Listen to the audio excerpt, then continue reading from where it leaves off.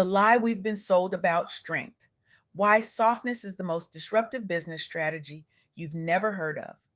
Good morning, beautiful souls. Welcome to a conversation that will challenge everything you thought you knew about success, leadership, and what it truly means to thrive as a Black professional or entrepreneur in this world. I'm your host, LeAnne Dolce, pronounced Dolce, like sweet softness whispered in French. And I am your guide from burnout to boundaries, from doing to being, from strong to soft, and loving every second of it. Today, I had the profound honor of sitting down with Brittany Winston, a visionary leader who is transforming the way we think about success, capacity, and what it truly means to thrive as Black professionals and entrepreneurs. Brittany Winston is not just reshaping conversations, she is reshaping lives, reminding us that our healing, our rest, and our joy are not luxuries. They are the very foundation upon which we build generational impact. And what she shared with me, what we're about to unpack together today, will challenge everything you thought you knew about strength, leadership, and what it takes to win in this world. Uh, so take a breath with me, settle in, because what we're about to explore is nothing short of revolutionary. For decades, we've been sold a lie, a dangerous, damaging, soul crushing lie, the lie that success requires sacrifice. That if you want to lead, you have to grind. That if you want to build something meaningful, you have to push through exhaustion, ignore your body's signals, and prove your worth by how much you can endure.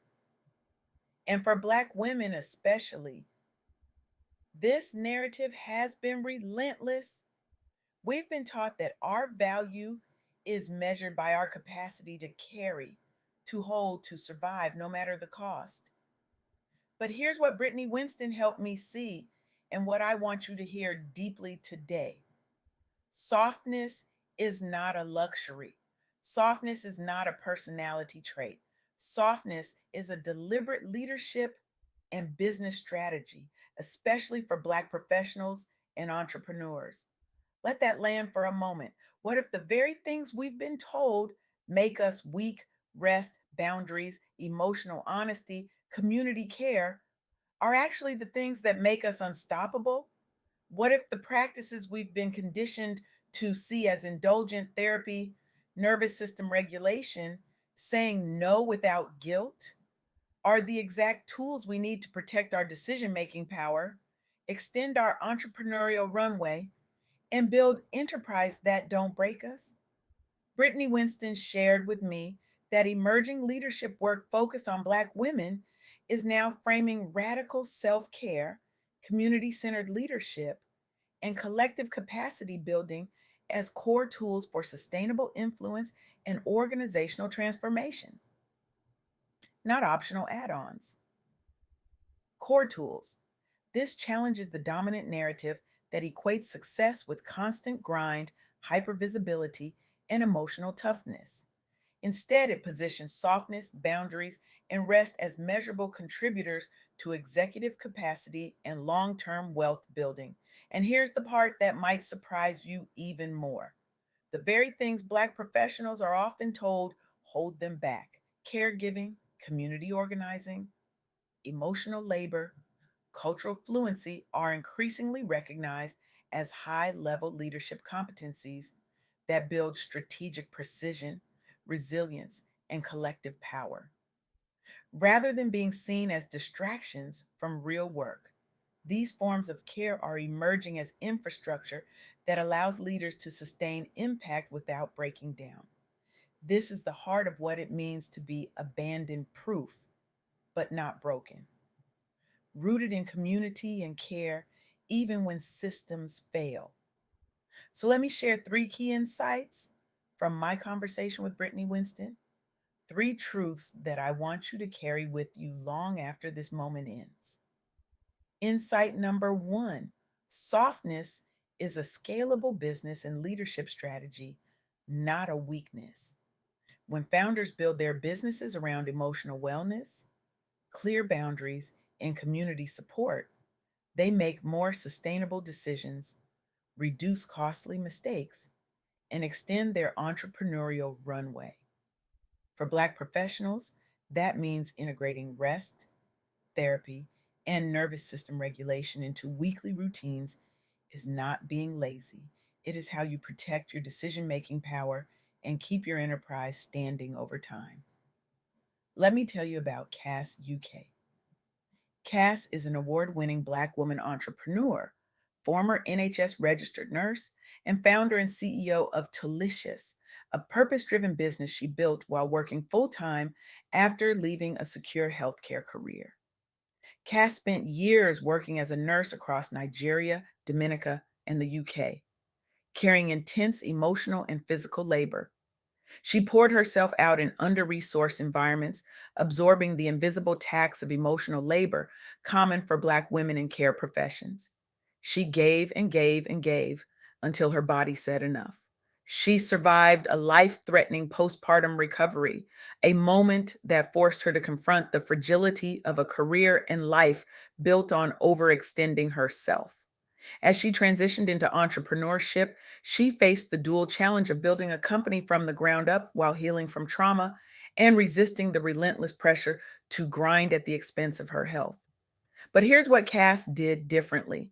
She reframed self care from selfish to survival and core strategy. She began structuring her business decisions around prevention, creating systems, boundaries, and rhythms that protected her capacity rather than constantly reacting to emergencies. This included honoring recovery, pacing growth, and designing her company culture to avoid replicating the burnout patterns she had experienced in healthcare. And the outcome? Cass became the first Black female founder to secure Spark funding through the Northeast Accelerator program, validating both her business model and her capacity centered approach. Her brand grew as a purpose driven company grounded in wellness and prevention, and her story now serves as an example of how Black women can build impact and recognition without sacrificing themselves to grind culture. Cass's journey demonstrates to Black professionals that prioritizing wellness and prevention can coexist with high achievement and investor support. Her story challenges the expectation that Black women must power through harm to be considered serious leaders, and instead shows investors, accelerators, and communities that capacity protective models are fundable and scalable. Insight number two: care, community, and self mastery are executive skills that drive career pivots and business growth. Profiles of Black women who were pushed out of workplaces and then rebuilt thriving businesses show that care and community are central to their bounce back, not peripheral. Many of these leaders turned layoffs and burnout into opportunities to create companies and platforms that honor their emotional capacity, cultural values, and need for support. This reinforces a core soft girl era lesson. Tending to your mental health, capacity, and support systems is part of your power playbook, not about an indulgence. Let me introduce you to Brenda Lynn King. Brenda Lynn King is a leadership coach and entrepreneur who moved from burnout to self mastery and capacity led leadership. Her work centers on helping high achieving Black women unlearn limiting patterns and reclaim their energy, presence, and emotional bandwidth. Brenda Lynn's clients, and by implication, her own journey, reflect a pattern of high performance built on overextension, burnout, overfunctioning, and internalized pressure to constantly prove worth in professional spaces. Many Black women leaders carry heavy caregiving, community, and workplace responsibilities while feeling they must be strong and endlessly available, leading to exhaustion and diminished capacity. But Brenda Lynn focuses on self mastery and intentional leadership, guiding Black women to unlearn limiting patterns that equate worth with overwork. Practice being selfish in the right ways by prioritizing self care and capacity, and build leadership presence around being rather than constant doing, including boundaries, rest, and aligned decision making. She encourages leaders to expand their leadership presence by creating space for personal and professional growth, reframing rest and recovery as strategic behaviors rather than rewards. Through this approach, Black women leaders gain greater emotional and mental capacity to lead without burning out, stronger leadership presence rooted in authenticity, not survival mode, and improved ability to make strategic cuts and redirect energy toward work that truly moves them in their communities. Her framework aligns with emerging guidance that Black women leaders should protect recovery like they protect meetings and stop confusing presence with influence. Brendalin's work demonstrates that investing in self mastery and emotional wellness can unlock leadership presence and sustainable impact, not diminish it. Her emphasis on being selfish in the right ways offers Black professionals a practical blueprint for embracing soft girl era principles, gentleness, capacity, and emotional truth while still pursuing ambitious goals. Insight number three: protecting your capacity through boundaries, recovery, and wellness habits is as important as any financial or legal strategy. Health and wellness experts focused on Black entrepreneurs argue that principles like hydration, sleep, mental health, and movement are as essential to business survival as accountants and attorneys.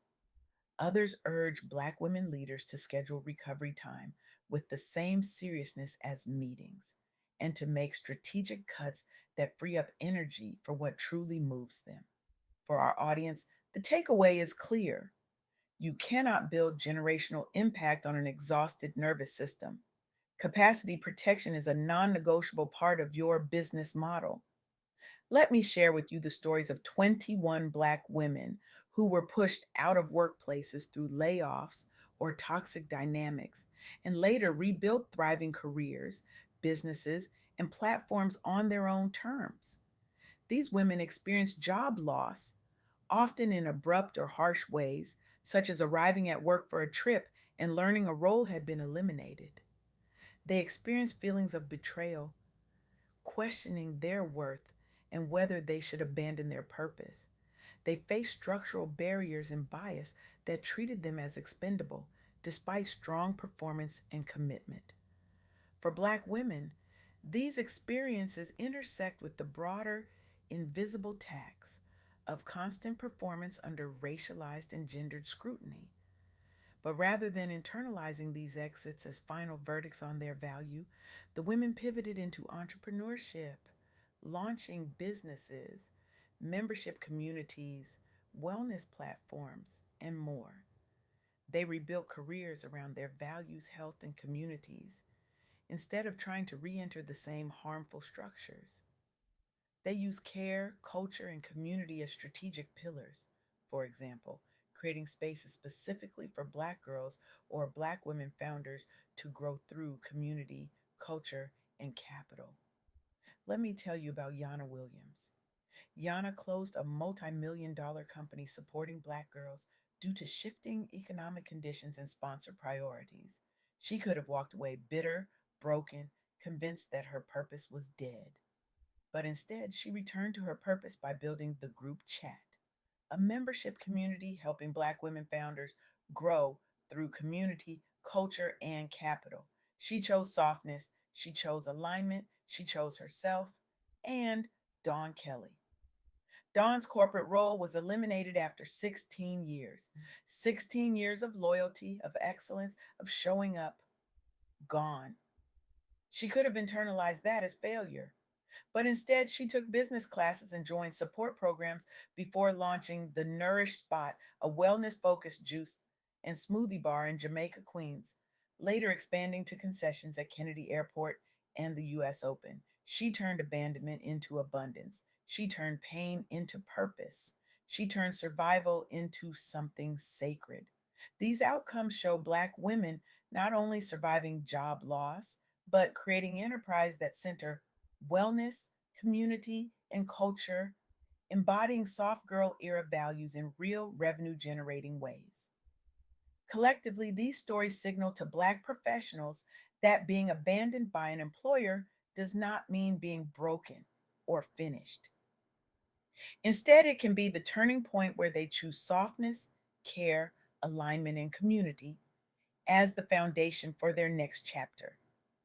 Their stories reshape the narrative around layoffs and exits, showing that rebuilding with gentleness and intention can lead to greater freedom, impact, and sustainable success. So here's what I want you to take with you today: softness is not weakness, softness is strategy. Boundaries are not barriers, boundaries are business infrastructure. Rest is not retreat. Rest is revenue protection. And care, the care you give yourself, the care you receive from community, the care you build into your business model, is not a distraction from your purpose. It is the very thing that allows your purpose to breathe, to grow, to last. Brittany Winston reminded me that we are living in a moment where Black women are redefining what leadership looks like. We are no longer willing to build empires on broken bodies. We are no longer willing to trade our mental health for market share. We are choosing a different path, a softer path, a sustainable path, a path where we are abandon proof, but not broken.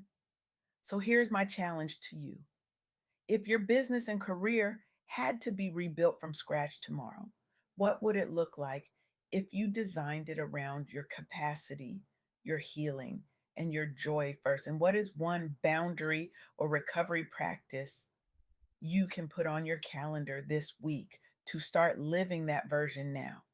Maybe it's scheduling protected recovery time like a meeting. Maybe it's saying no to one misaligned opportunity that drains your energy. Maybe it's adding one wellness or mental health practice into your weekly routine. Whatever it is, I want you to do it, not someday, this week. Because the world doesn't need another version of you running on empty. The world needs the version of you that is rested, grounded, clear, and whole. The version of you that leads from fullness, not depletion. The version of you that knows softness is not surrender. It is the most disruptive act of resistance you can offer in a world built on your exhaustion. So I'm asking you to disrupt the lie. Reject the grind, reclaim your capacity, and rebuild your life and your business on a foundation so soft, so sacred, so unshakable that no system, no layoff, no betrayal can ever break you again. You deserve to build a life and a business that doesn't break you. You deserve to lead from a place of fullness, not depletion. You deserve softness. You deserve rest. You deserve joy. And you deserve to know that choosing yourself is not selfish, it is sacred. Now go, choose softness, choose you, and watch what happens when you stop surviving and start thriving.